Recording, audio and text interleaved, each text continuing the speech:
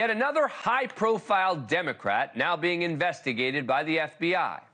And that means another blow to the right-wing narrative that the Department of Justice is hopelessly weaponized against the right.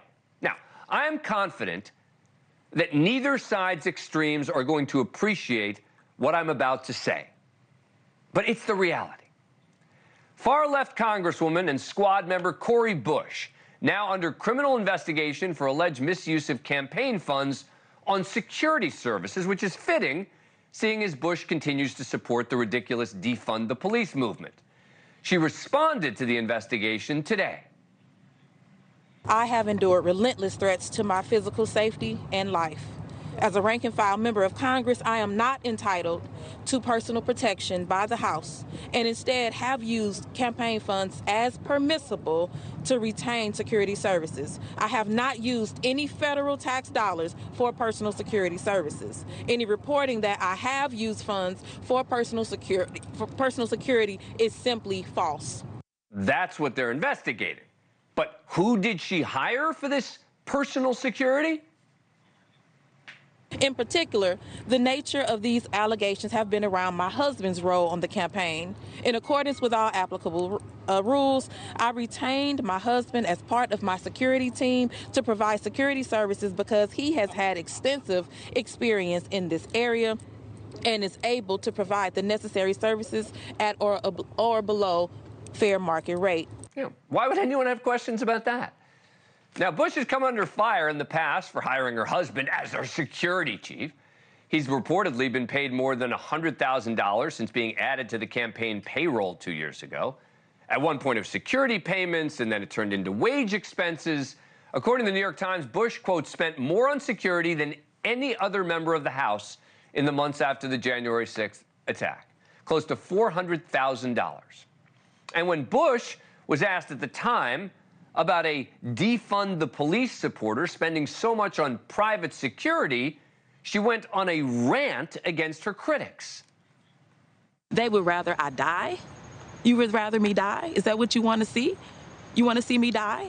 You know, because that could be the alternative. So either I spent $70,000 on private security over the last few months, and I'm here standing now and able to speak, or I could possibly have a death attempt on my life. I have private security because my body is worth being on this planet right now. I have private security because the white supremacist, racist narrative that they drive into this country, the fact that they don't care that this black woman that has put her life on the line. What are you talking about? No one wants you to die, Congresswoman. But there's a larger point here.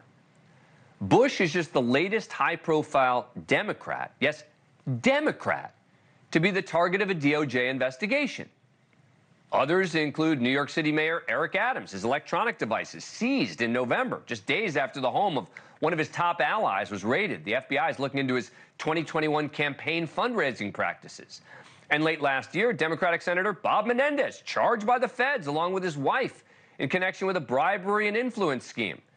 And of course, there's Hunter Biden, who, by the way, is also claiming the case against him is political. But they're also the ones that haven't been covered as widely, like former Democratic Congressman T.J. Cox of California, arrested last year, now facing up to 20 years. He claimed it's a political case against him. Karen Carter Peterson, former head of the Louisiana Democratic Party, now serving a 22-month sentence for federal wire fraud. Former Tallahassee mayor and Florida gubernatorial candidate Andrew Gillum, also charged with fraud over the last 2 years or so. The result of Biden, DOJ, FBI investigation. So the argument that the Department of Justice is weaponized against Republicans seems to get tougher to make by the week, as prominent Democrats continue to be targeted. FBI Director Chris Wray, a lifelong Republican, responded recently to accusations of bias in the FBI. The idea that I, as a Republican appointee and a lifelong Republican, am biased in the way that you are describing makes absolutely no sense. Yeah. Look, as someone who supports our local cops, our sheriff's department, state troopers, and the FBI, and who regularly criticizes the left when they unfairly target our cops, This silly push to turn the FBI into a politicized caricature actually puts our safety in jeopardy. They are doing important work. For example, I trust the FBI has good reason to be looking into Cori Bush. We'll see what happens. A lawmaker, by the way, who called for police reform by using the death of Michael Brown, a teenager fatally shot in Missouri in 2014 as her focus. Remember, she invited Michael Brown's father to last year's State of the Union, pushed to dismantle what she calls our racist and violent policing system. This Brown case, it was not police brutality. It was not racism. The officer was never charged, and all the evidence supported the officer's claims of self-defense. But what's also counterproductive on the other side is this silly rhetoric about a two-tiered system of justice. Cori Bush is just the latest example proving it's nonsense. It's obviously not just Republicans being targeted. And by the way, to suggest that isn't just unproven, it's actually an insult to law enforcement. Thank you for watching. Go to newsnationnow.com to find NewsNation on your cable provider. And don't forget to click the red subscribe button below to get more of NewsNation's fact-driven, unbiased coverage.